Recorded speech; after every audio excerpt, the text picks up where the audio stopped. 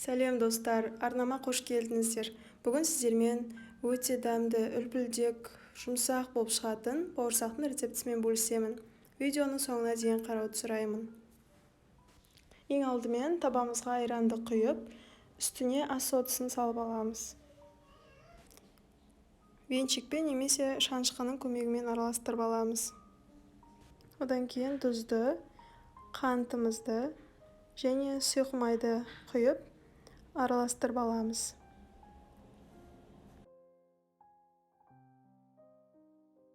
Енді ұнымызды екі бөлікке бөліп, осылай ситаның көмегімен салып, қамыр жасаймыз.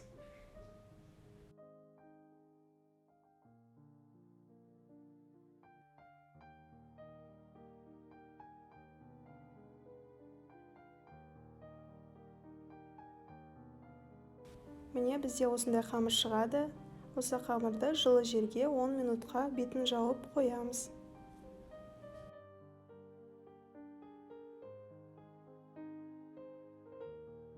Он минут өтті.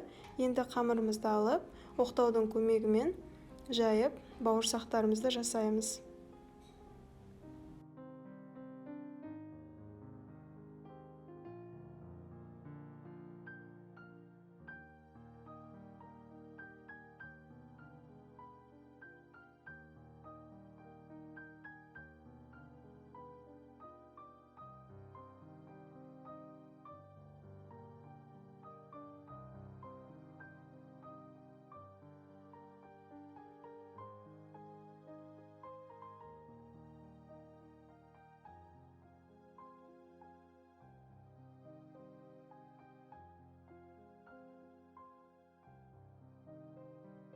Мен бауырсақтарды осындай дөңгелек бөліктерге бөліп, стаканның көмегімен жасадым. Өздеріңіз қалағандарыңызша жасауға болады.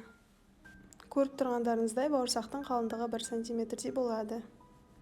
Табамызға сұйық майды құйып, қызғаннан кейін барып пісіруді бастаймыз.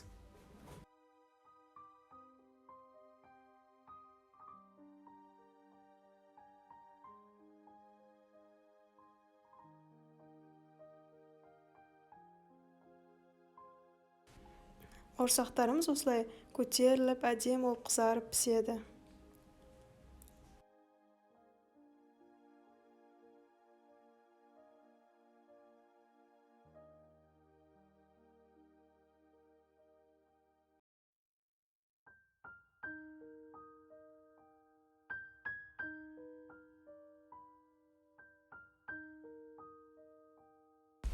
Барлық бауырсақтарды осылай пісіріп алдым.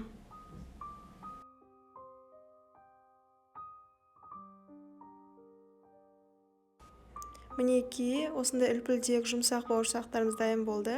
Осы рецептпен жасауға кеңес беремін. Видеоның соңына дейін қарағандарыңызға рахмет. Лайк басып, пікір қалдыруды ұмытпаңыз. Сіздермен болған Айдана.